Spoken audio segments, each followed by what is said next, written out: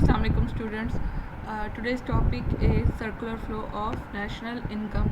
बेटा आप ज़हन में रखिएगा कि मॉडर्न इकोनॉमी जो है it is a monetary economy in which money act as a medium of exchange and a circular flow of money or income always exists.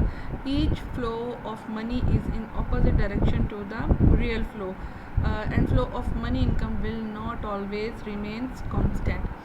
ये कुछ बातें हैं जो मॉनेटरी जो है मॉडर्न इकोनॉमी में जो है वो एग्जिस्ट करती हैं। अब बेटा हर इकोनॉमी जो है उसके 4 सेक्टर्स होते हैं। हर इकोनॉमी में एक सेक्टर होता है, हाउस होल्ड सेक्टर होता है जो कि फैक्टर्स ऑफ प्रोडक्शन को रिप्रेजेंट करता है। फिर आता है फर्म्स और बिजनेस सेक्टर, फिर आती है government sector and then foreign sector. अगर इकोनॉमी सिर्फ household sector and firm और बिजनेस सेक्टर पर मुश्तमिल होता है, ऐसी इकोनॉमी को हम 2 सेक्टर इकोनॉमी कहते हैं।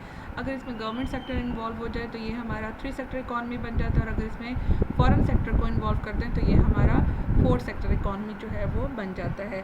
अब हम 2 sector model of income distribution जो है उसको डिस्कस करते हैं। हमारा ये मॉडल है जिसमें हमारे पास 2 सेक्टर हैं, एक हमारे पास हाउस होल्ड है और एक हमारे पास बिजनेस फर्म्स हैं। हाउस होल्ड्स क्या करते हैं? हाउस होल्ड्स जो हैं ये इकोनॉमिक रिसोर्सेज के प्रोवाइडर होते हैं, यानी कि land, labour, capital and entrepreneurs are provided by the household. और बिजनेस फर्म्स क्या करती हैं? इन इकोनॉमिक रिसोर्सेज के बदले में इनको फैक्टर पेमेंट्स करती हैं इन the form of rent, wages, interest and profit. Firms जो हैं इन इकोनॉमिक रिसोर्सेज की मदद से क्या करते हैं? गुड्स और सर्विसेज जो हैं वो मार्केट में बनाकर सेल आउट करने के लिए भेज देते हैं। और हाउस होल्ड क्या करते हैं? ये जो फैक्टर पेमेंट्स जो ये रिसीव करते हैं, इन फैक्टर्स पेमेंट्स को ये इन्हीं गुड्स और सर्विसेज की ख़रीदारी पर स्पेंड कर देते हैं जो कि कंजम्पशन एक्सपेंडिचर्स करते हैं। इस तरह से आप देखें कि इनकम का फ़्लो है फैक्टर पेमेंट्स की शक्ल में ये हाउस होल्ड के पास चली जाती है, और कंजम्पशन एक्सपेंडिचर्स की सूरत में ये बिजनेस फर्म्स की तरफ चली जाती है।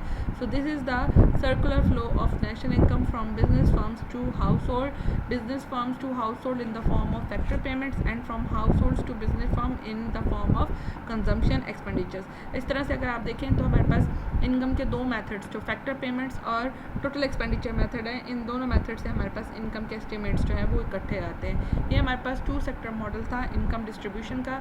ये ऐसे मॉडल था जिसमें हाउस होल्ड और बिजनेस फर्म्स जो है वो किसी किस्म की सेविंग्स नहीं कर रहे थे, और इसमें नेशनल इकॉनमी में गवर्नमेंट जो है वो किसी किस्म का कोई रोल जो है वो प्ले नहीं कर रही थी। इसलिए ये क्या कहलाती है? It is a closed economy कहलाती है।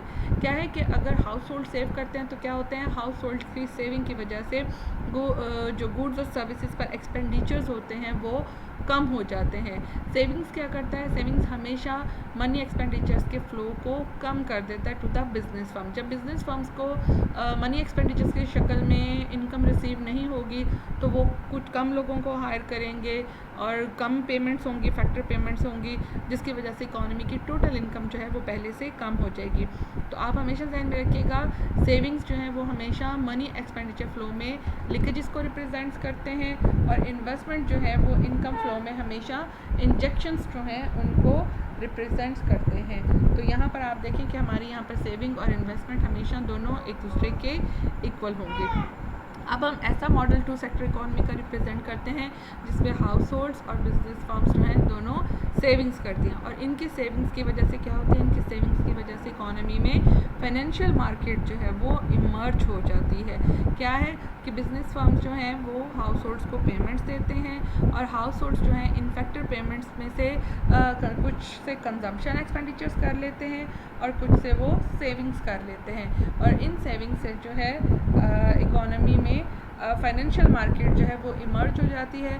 और इस फाइनेंशियल मार्केट जो कि बैंकिंग सेक्टर पर मुश्तमिल होता है, इस फाइनेंशियल मार्केट से बिजनेस फर्म्स जो है वो बोरिंग करती है इन्वेस्टमेंट के लिए, और जिसकी वजह से जो है ज़्यादा से ज़्यादा प्रोडक्शन होती है। Students, in the presence of saving and investment, economy का जो नेशनल इनकम का साइज़ होता है वो विदाउट सेविंग और इन्वेस्टमेंट के मुकाबले में ज़्यादा होता है। जहाँ जितनी ज़्यादा इन्वेस्टमेंट और सेविंग होगी उतना ही बड़ा इकॉनमी में इनकम का साइज़ होगा। तो this is the difference between without savings and और इससे पहले जो मॉडल था उसमें हमारे पास किसी किस्म की सेविंग्स नहीं थी, जो कुछ प्रोड्यूस हो रहा था वो सारे का सारा कंज्यूम हो रहा था।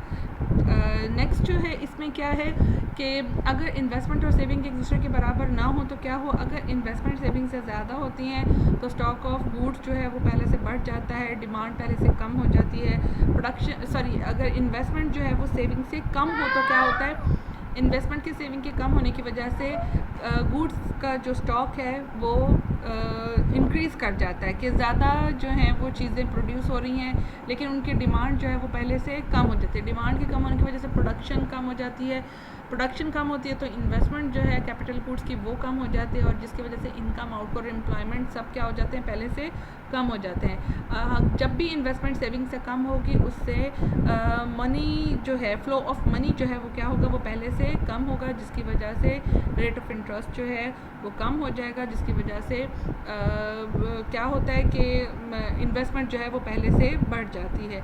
इसीलिए हमेशा क्या होते हैं, सेविंग्स जो है कहा जाता है हमेशा इन्वेस्टमेंट के बराबर होती हैं। जब भी इन्वेस्टमेंट और सेविंग एक दूसरे के इक्वल नहीं होंगे, हमेशा इकोनॉमी में डिसइक्विलिब्रियम क्रिएट होगा, लेकिन ये डिसइक्विलिब्रियम ऑटोमेटिकली क्या हो जाता है, रिमूव हो जाता है।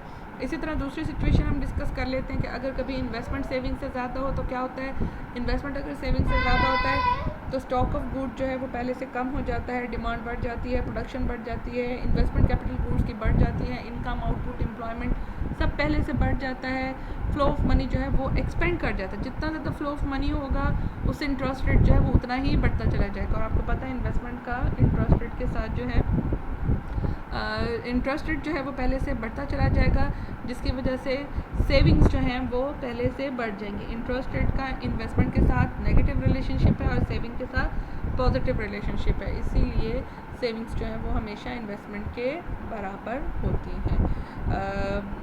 नेक्स्ट हम देख लेते हैं कि अगर इस टू सेक्टर मॉडल में गवर्नमेंट सेक्टर जो है वो इन्वॉल्व हो जाए तो फिर क्या होता है। गवर्नमेंट जो है वो क्या करती है, गवर्नमेंट जो है वो हाउस होल्ड से की हासिल होने वाली, अर्न होने वाली इनकम का एक बड़ा हिस्सा जो है उसको एब्जॉर्ब कर लेती है। गवर्नमेंट जो है वो फर्म से गुड्स और सर्विसेज परचेज करती है, गवर्नमेंट जो है वो कैपिटल गुड्स पर स्पेंड करती है, इंफ्रास्ट्रक्चर पर स्पेंड करते हैं, डिफेंस, एजुकेशन और मुख्तलिफ हेल्थ सेक्टर्स पर जो है वो स्पेंडिंग करती है।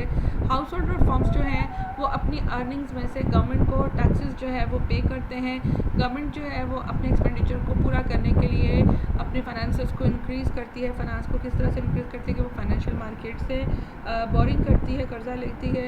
इसीलिए गवर्नमेंट जो है government intervenes and take preventive and corrective action to stabilise an economy. Government के मौजूदगी में हमेशा इकॉनमी जो है वो स्टेबलाइज हो जाती है। ये हमारा 3 सेक्टर मॉडल है इनकम डिस्ट्रीब्यूशन का, जिसमें हमारे पास बिजनेस फर्म्स, हाउस होल्ड्स के साथ साथ गवर्नमेंट जो है वो इन्वॉल्व हो जाती है। 3 सेक्टर इकॉनमी में नेशनल इनकम का फ्लो जो है वो 2 सेक्टर के मुकाबले में कई गुना ज़्यादा होते हैं, क्योंकि गवर्नमेंट एक्सपेंडिचर्स जो है ये भी बीच में इंक्लूड होते हैं। सेम वही प्रोसीजर है कि बिजनेस फर्म्स जो है वो फैक्टर्स पेमेंट्स देते हैं हाउस होल्ड्स को, हाउस होल्ड्स जो है इन फैक्टर पेमेंट्स में से कुछ कंज्यूम कर लेती है इन the form of consumption expenditures, कुछ को वो सेविंग्स की शक्ल में फाइनेंशियल मार्केट में भेज देती है, और बाकियों से वो गवर्नमेंट को जो है वो टैक्सेस जो है वो पे करती है।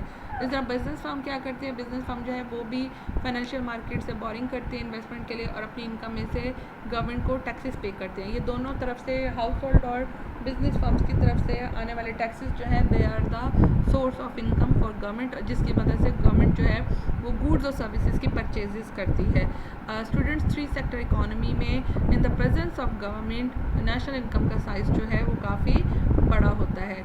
यहाँ पर टोटल एक्सपेंडिचर्स जो हैं वो हमारी क्या होंगे, ये कंजम्पशन एक्सपेंडिचर, इन्वेस्टमेंट एक्सपेंडिचर और गवर्नमेंट एक्सपेंडिचर्स पर मुश्तमिल होंगे, और हमारी टोटल इनकम जो है वो किस पर मुश्तमिल होगी, it is equal to C+S+T, यानी कि consumption plus savings plus taxes.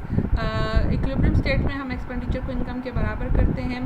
C+I+T is equal to C+S+T, C से कैंसिल हो जाएगा, I+G is equal to S+T और G-T is equal to S-T।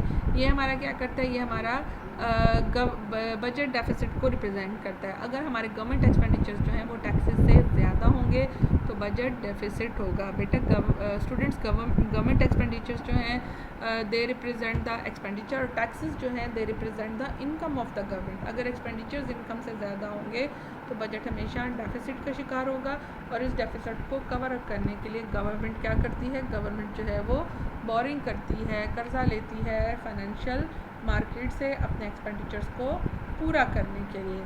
So this is the 3 sector income distribution of national income. तो I hope so students कि आपको ये समझ आ गया होगा। Thank you so much.